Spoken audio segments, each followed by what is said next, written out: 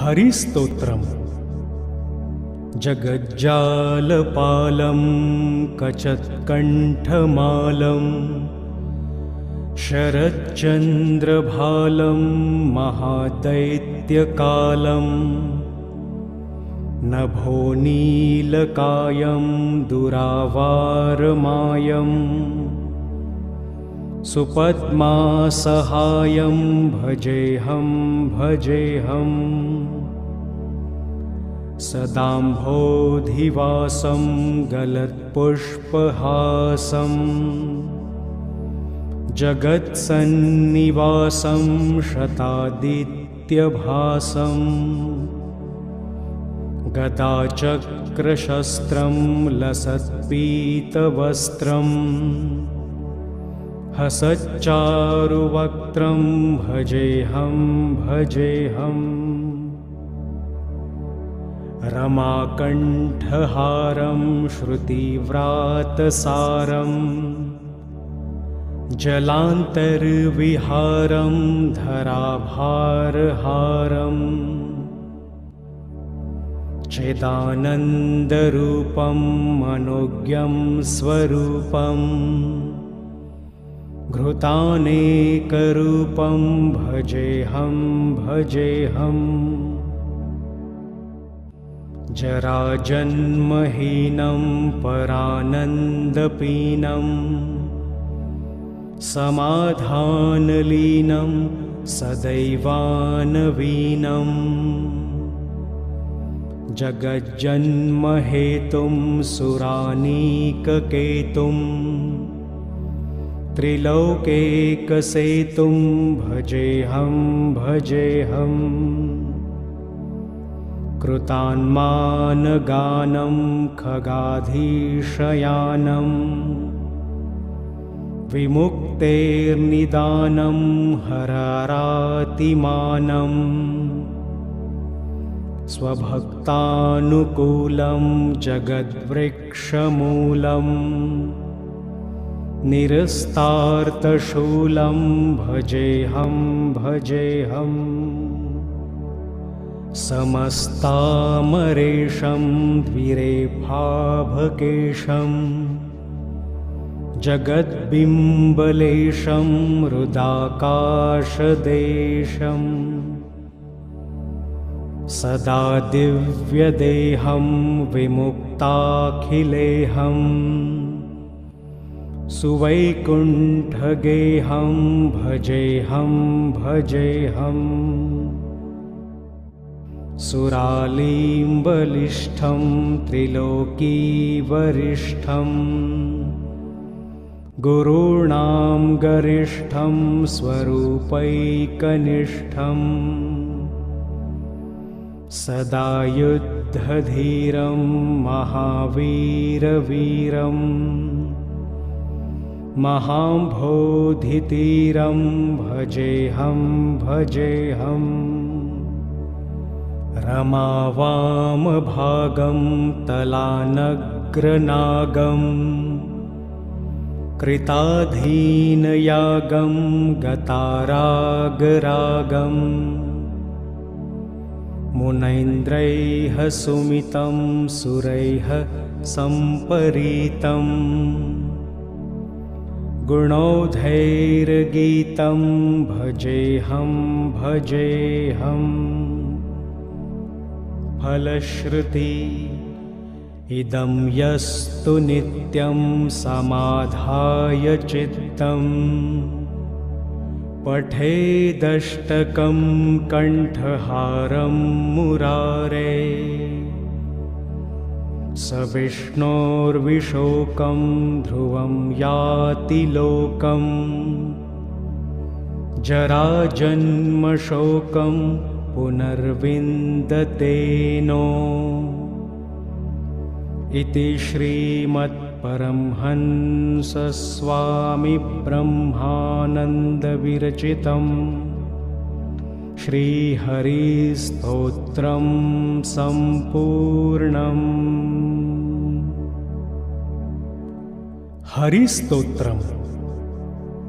जगज्जालपालं कचत्कण्ठमालं शरच्चन्द्रभालं महादैत्यकालं नभोनीलकायं दुरावारमायं सुपद्मासहायं भजेऽहं भजेऽहम् सदाम्भोधिवासं गलत्पुष्पहासं जगत्सन्निवासं शतादित्यभासं गदाचक्रशस्त्रं लसत्पीतवस्त्रं हसच्चारुवक्त्रं भजेऽहं भजेऽहम् रमाकण्ठहारं श्रुतिव्रातसारं जलान्तर्विहारं धराभारहारं चिदानन्दरूपं मनोज्ञं स्वरूपं घृतानेकरूपं भजेऽहं भजेऽहम् जराजन्महीनं परानन्दपीनं समाधानलीनं सदैवानवीनं जगज्जन्महेतुं सुरानीककेतुं त्रिलोकेकसेतुं भजेऽहं भजेऽहम् कृतान्मानगानं खगाधीशयानं विमुक्तेर्निदानं हरारातिमानं स्वभक्तानुकूलं जगद्वृक्षमूलं निरस्तार्तशूलं भजेऽहं भजेऽहम् समस्तामरेशं द्विरेफाभकेशं जगद्बिम्बलेशं हृदाकाशदेशं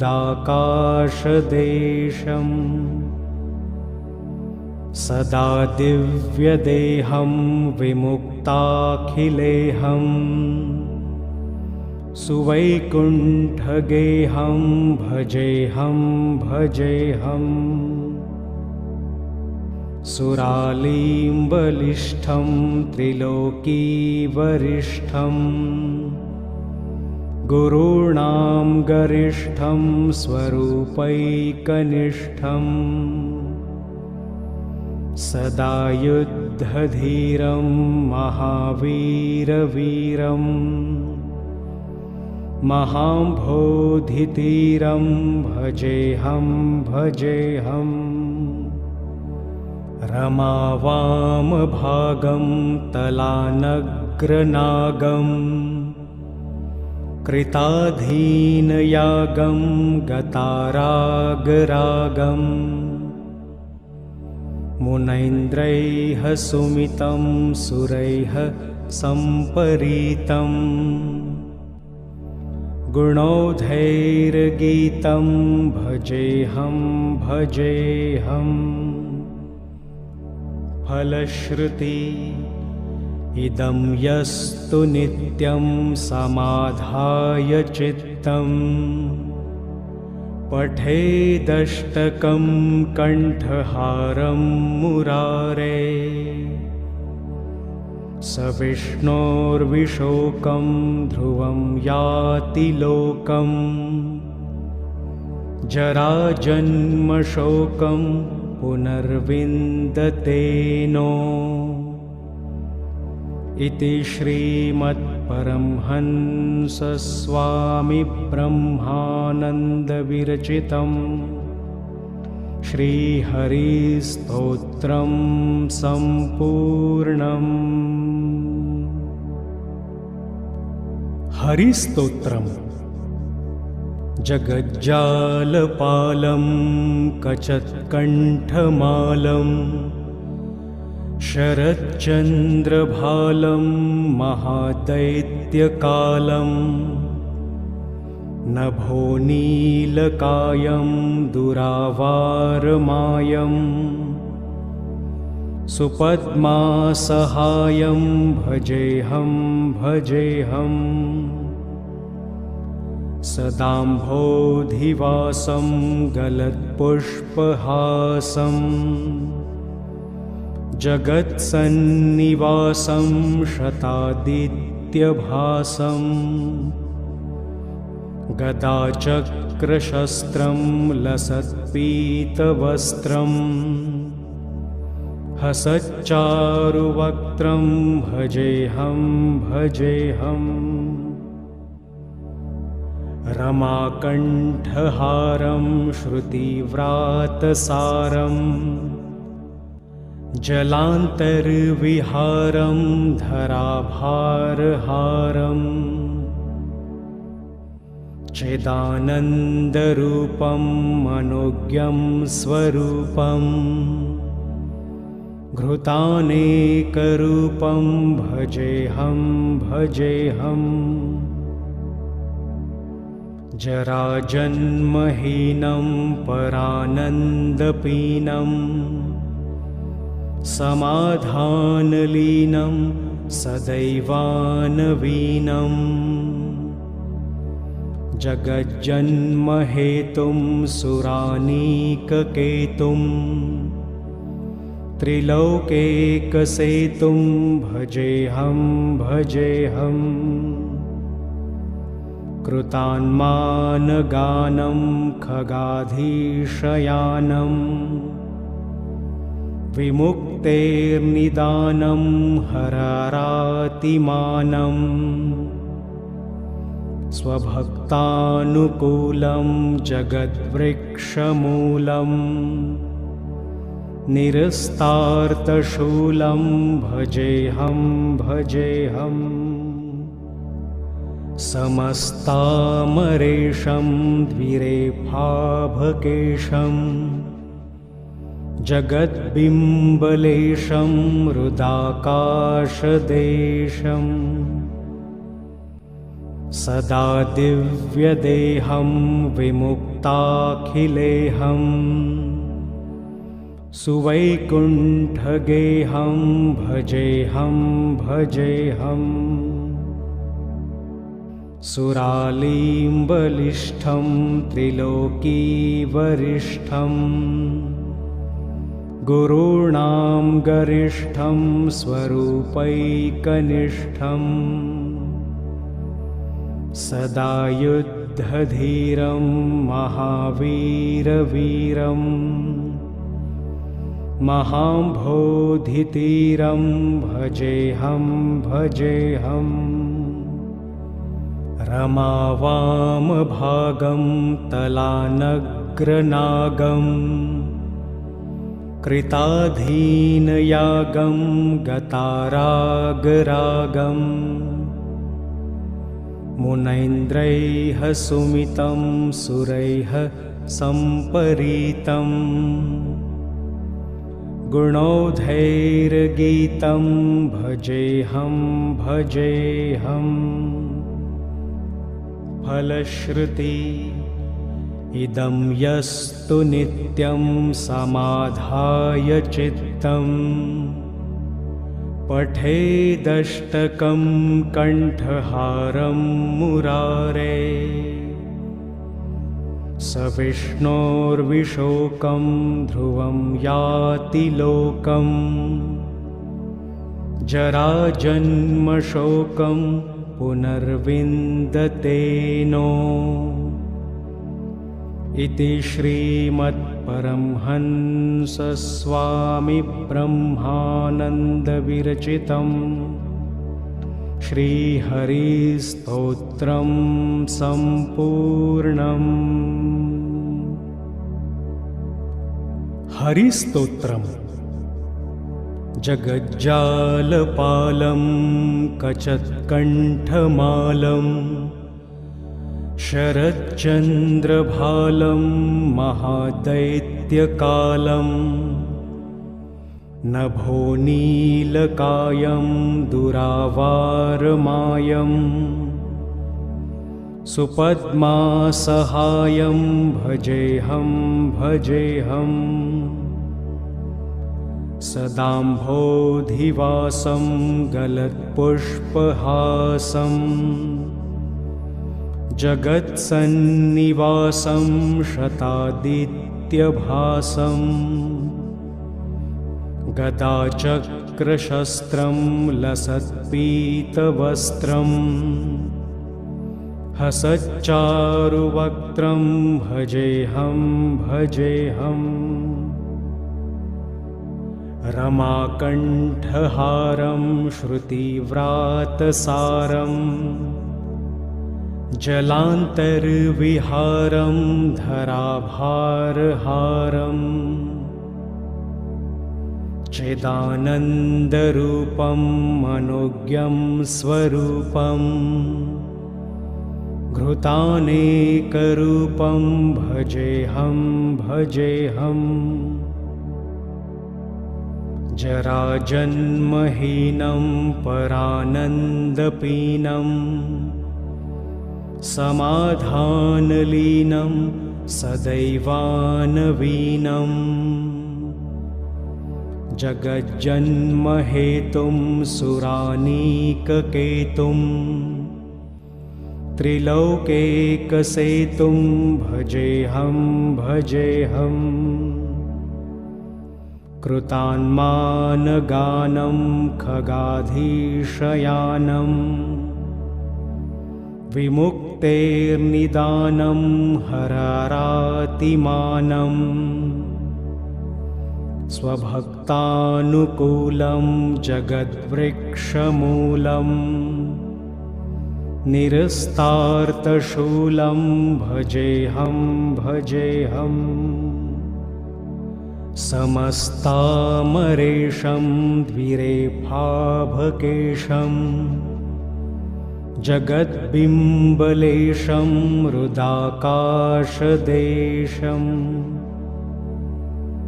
सदा दिव्यदेहं विमुक्ताखिलेहं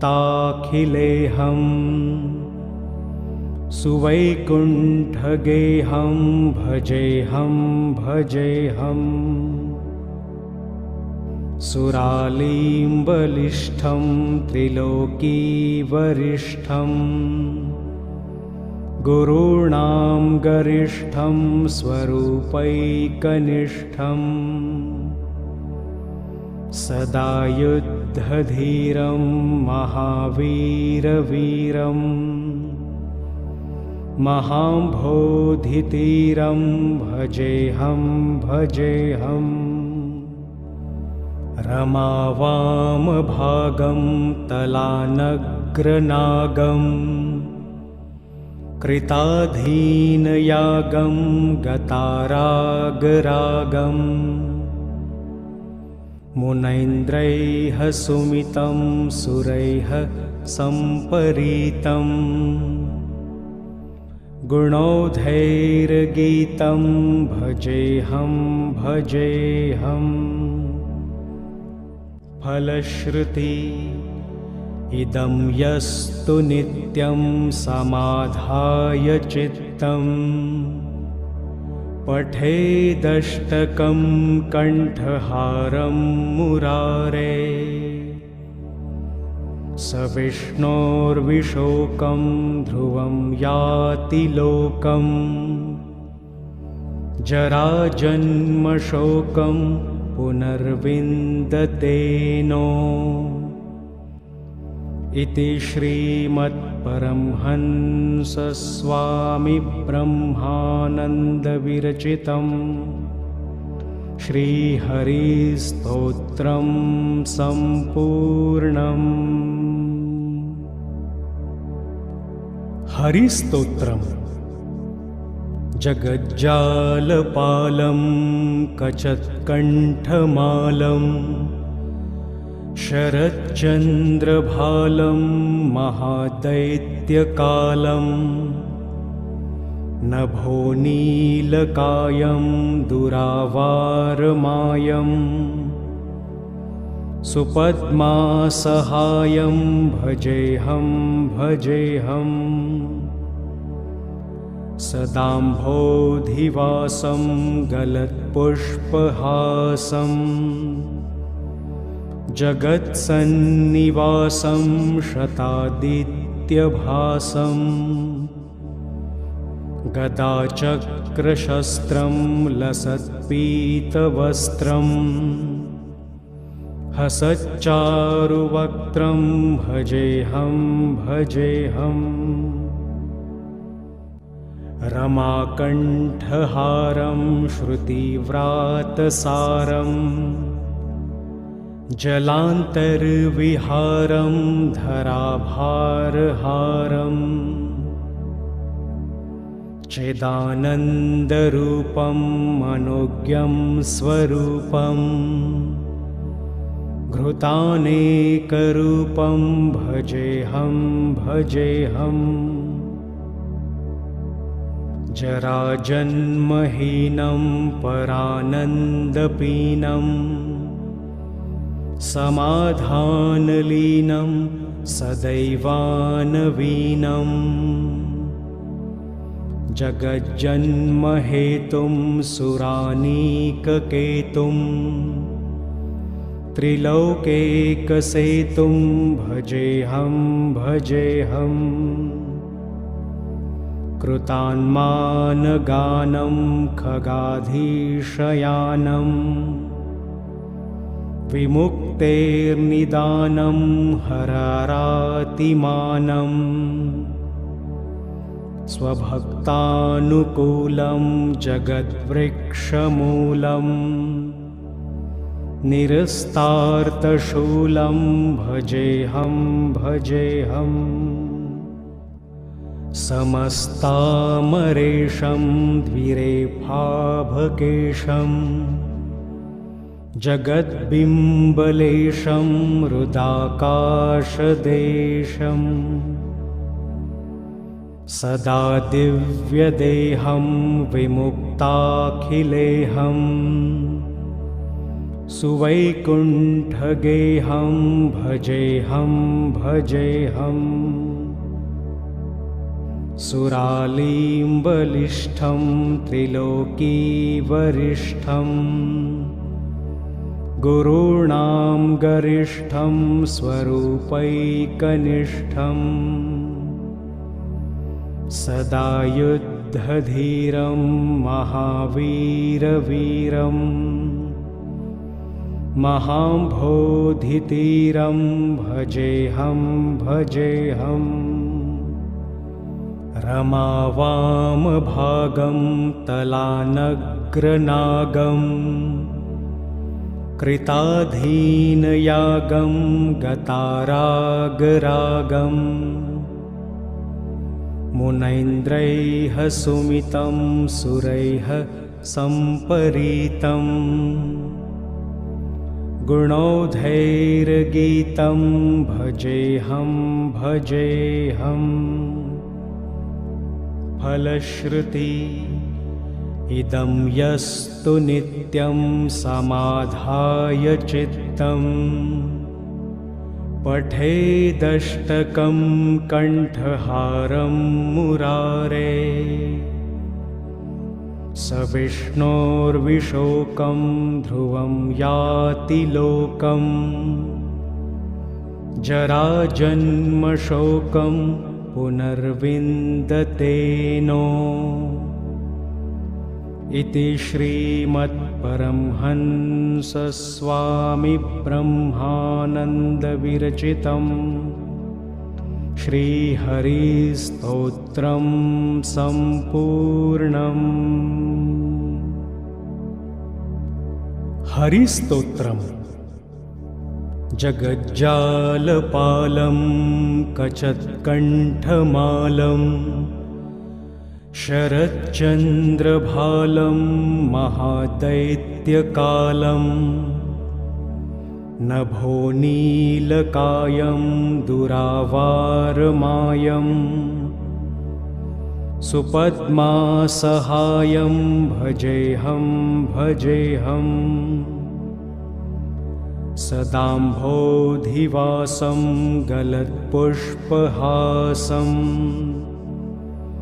जगत्सन्निवासं शतादित्यभासं गदाचक्रशस्त्रं लसत्पीतवस्त्रं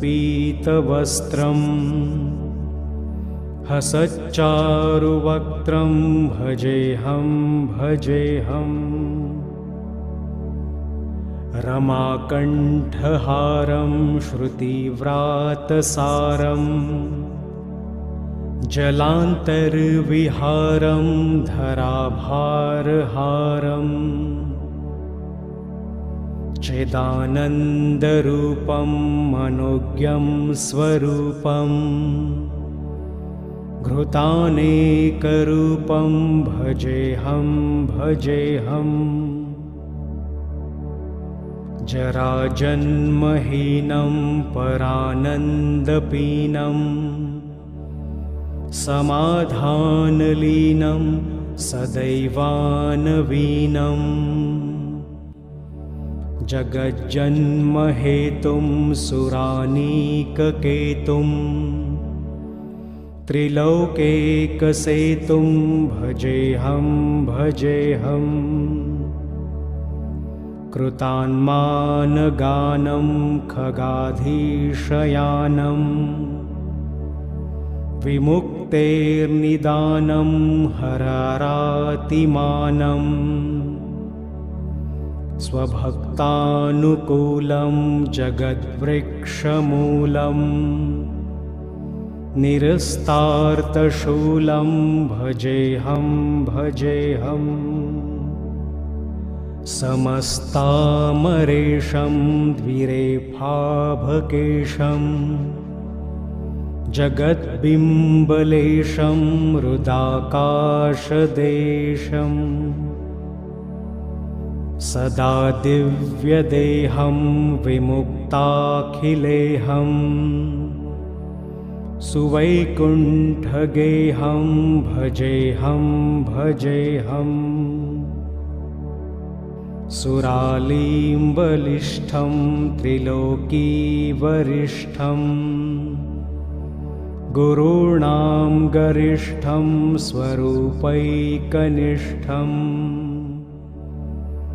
सदा युद्धधीरं महावीरवीरं महाम्भोधितीरं भजेऽहं भजेऽहम् रमावामभागं तलानग्रनागं कृताधीनयागं गतारागरागं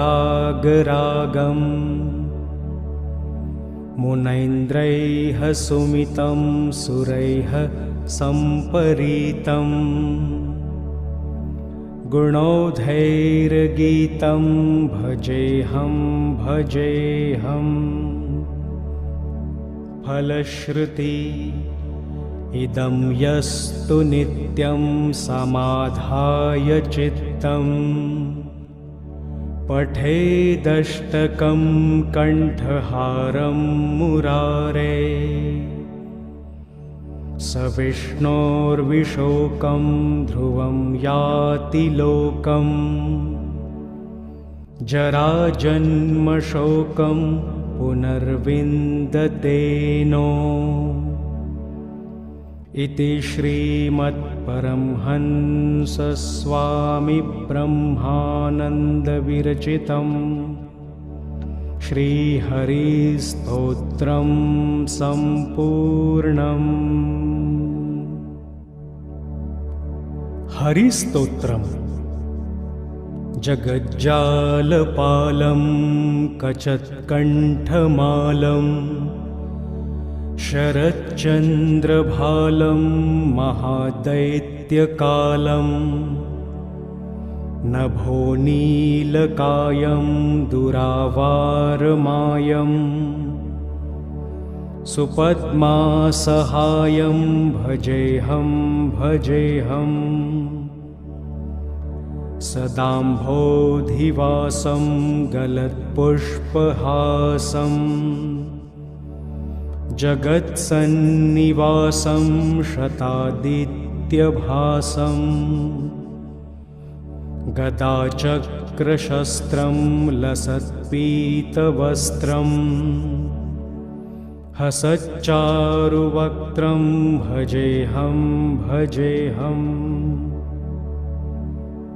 रमाकण्ठहारं श्रुतिव्रातसारं जलान्तर्विहारं धराभारहारं चिदानन्दरूपं मनोज्ञं स्वरूपं घृतानेकरूपं भजेऽहं भजेऽहम् जराजन्महीनं परानन्दपीनं समाधानलीनं सदैवानवीनं जगज्जन्महेतुं सुरानीककेतुं त्रिलोकेकसेतुं भजेऽहं भजेऽहम् कृतान्मानगानं खगाधीशयानं विमुक्तेर्निदानं हरारातिमानं स्वभक्तानुकूलं जगद्वृक्षमूलं निरस्तार्तशूलं भजेऽहं भजेऽहम् समस्तामरेशं द्विरेफाभकेशं जगद्बिम्बलेशं हृदाकाशदेशं सदा दिव्यदेहं विमुक्ताखिलेहं सुवैकुण्ठगेहं भजेऽहं भजेऽहम् सुरालीम्बलिष्ठं त्रिलोकीवरिष्ठं गुरूणां गरिष्ठं स्वरूपैकनिष्ठं सदा युद्धधीरं महावीरवीरं महाम्भोधितीरं भजेऽहं भजेऽहम् रमावामभागं तलानग्रनागं कृताधीनयागं गतारागरागं मुनैन्द्रैः सुमितं सुरैः सम्परीतं गुणौधैर्गीतं भजेऽहं भजेऽहम् फलश्रुति इदं यस्तु नित्यं समाधाय चित्तं पठेदष्टकं कण्ठहारं मुरारे स विष्णोर्विशोकं ध्रुवं याति लोकं जराजन्मशोकं पुनर्विन्दतेनो इति श्रीमत्परमहंसस्वामिब्रह्मानन्दविरचितं श्रीहरिस्तोत्रं सम्पूर्णम्।